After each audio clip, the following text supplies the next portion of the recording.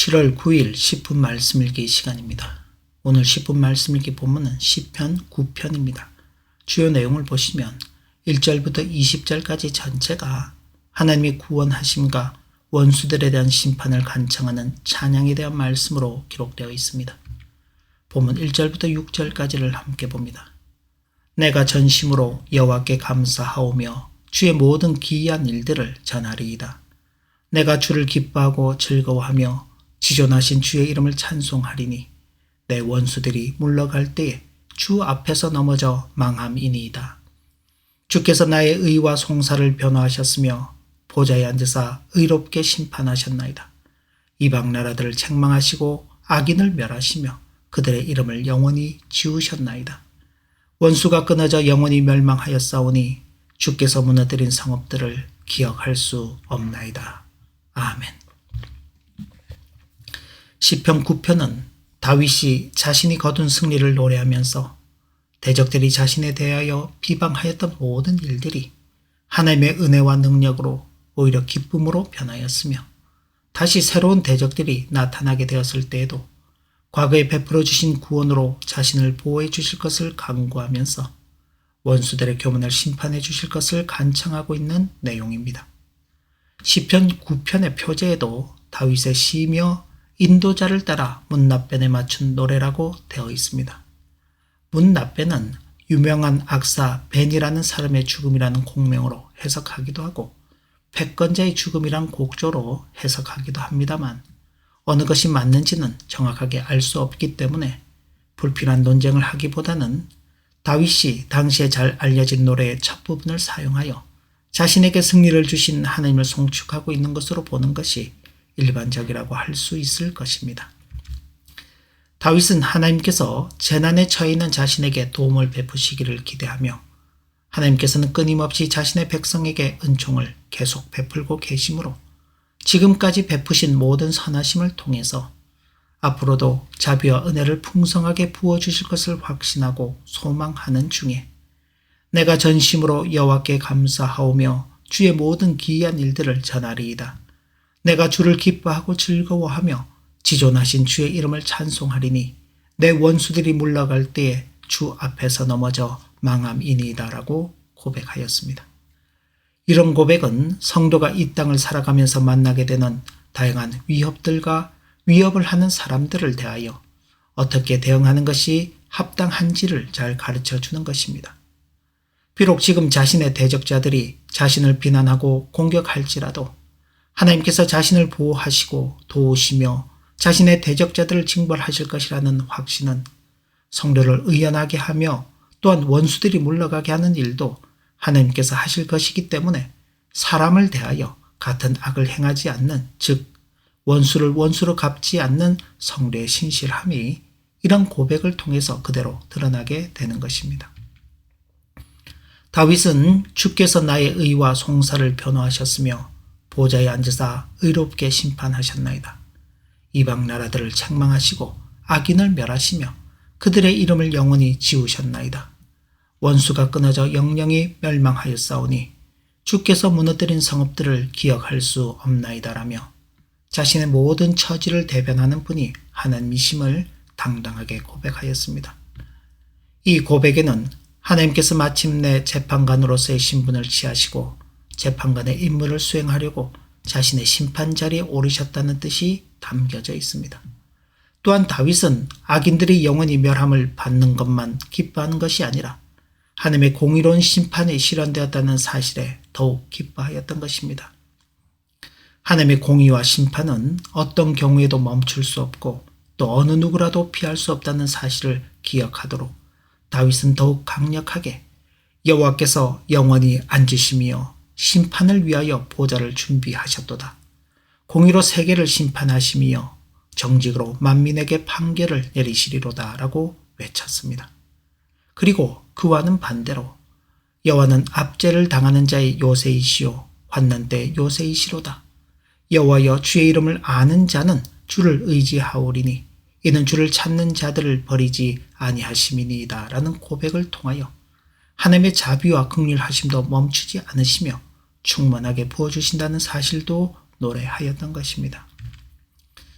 하나님을 알고 하나님을 의지하고 하나님을 찾는다는 것은 맹목적 신앙이 아닌 먼저는 하나님께서 자신을 알리시는 대로 하나님을 알아야 하는 것이며 모든 의지는 오직 하나님 한 분이신 줄 알고 오직 하나님께만 간구하는 것이며 이렇게 하나님을 알고 의지하는 자로서 거룩하고 정직한 삶을 살려고 노력하는 것으로 하나님을 찾아가는 것입니다.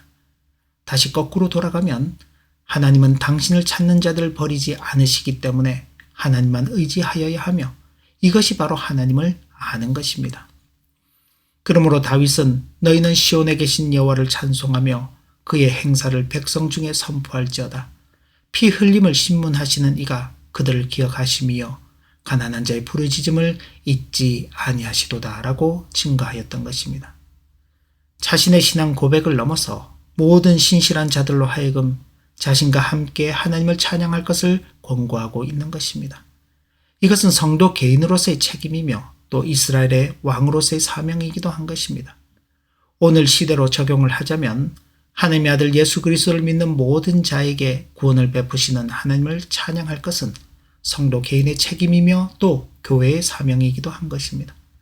왜냐하면 하나님께서는 의인들의 피 흘림을 기억하시고 가난한 자의 부르짖음을 잊지 않으셨기 때문입니다.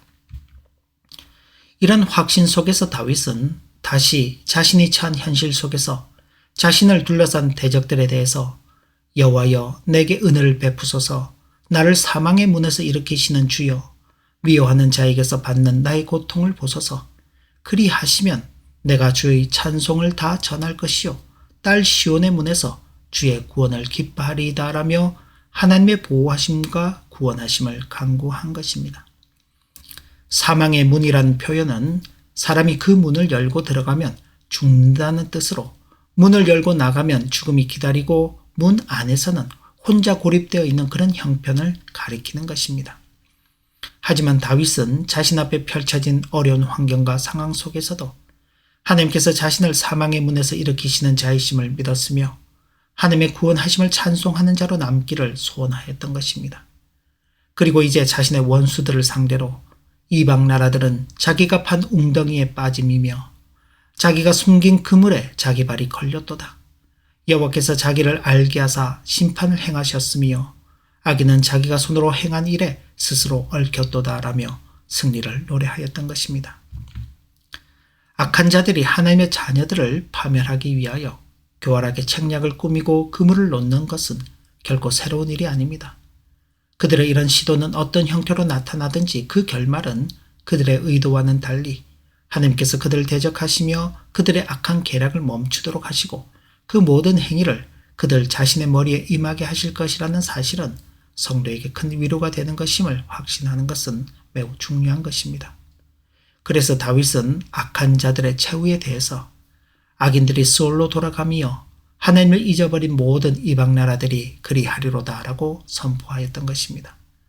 반면에 하나님을 의지하는 신실한 자들에게 대해서는 궁핍한 자가 항상 잊어버림을 당하지 아니하며 가난한 자들이 영원히 실망하지 아니하리로다 라고 고백하였던 것입니다. 그리고 이제 다윗은 자신의 간구의 최종적 결론으로 여호와여 일어나사 인생으로 승리를 얻지 못하게 하시며 이방 나라들이 주 앞에서 심판을 받게 하소서 여호와여 그들을 두렵게 하시며 이방 나라들이 자기는 인생일 뿐인 줄 알게 하소서라고 고백하며 모든 간구를 마쳤던 것입니다. 다윗의 기도는 그의 개인적 기도를 넘어서 악인이 대적하는 하나님의 영광을 위하고 하나님께서 악인을 미워하시고 벌하심을 증가하시기 위해서 또 그로 인하여 모든 성도가 하나님의 보호하심과 위로 가운데 있다는 사실을 가르치기 위한 것입니다. 성도와 교회를 대적하는 세력이 아무리 강할지라도 그들은 인생일 뿐입니다. 그러나 하나님을 믿고 의지하는 자들에게는 하나님께서 자신을 알리시고 하나님께서 구원자가 되어주시는 것입니다. 당신의 아들을 이 땅에 보내시고 십자가의 고난과 죽음과 부활하게 하시며 그를 믿는 우리에게도 동일하게 자신을 알리시고 구원자가 되어주신 것입니다. 세상이 아무리 변해도 이 진리는 변하지 않는 것이기에 오늘의 성도들인 우리들이 이 시편의 말씀을 우리의 고백으로 노래하는 것입니다. 아무리 어렵고 힘든 일이 우리를 둘러싸고 있을지라도 우리의 오늘은 성부 하나님과 그의 아들과 성령의 보호하심과 구원하심 속에서 살아가는 하루입니다. 이 사실을 잊지 말고 굳건한 믿음의 확신 위에서 우리에게 주어진 책임과 사명을 신실하게 감당하며 살아가야 하겠습니다. 기도합니다. 하나님 아버지, 오늘도 주신 교훈의 말씀을 마음에 새깁니다. 어떤 형편 속에서도 하나님을 찬양하는 일들을 잊지 않게 하여 주시고, 어떤 어려움이 있을지라도 낭망하거나 절망하지 않고 하나님의 구원하심을 확신하면서 믿음으로 승리하며 우리에게 주어진 책임과 사명을 신실하게 감당하는 복된 성도로 살아가는 우리의 일생걸음이 되도록 인도하여 주옵소서. 예수님 이름으로 기도 올리옵나이다. 아멘. 네, 오늘도 복된 하루가 되시길 진심으로 기원합니다.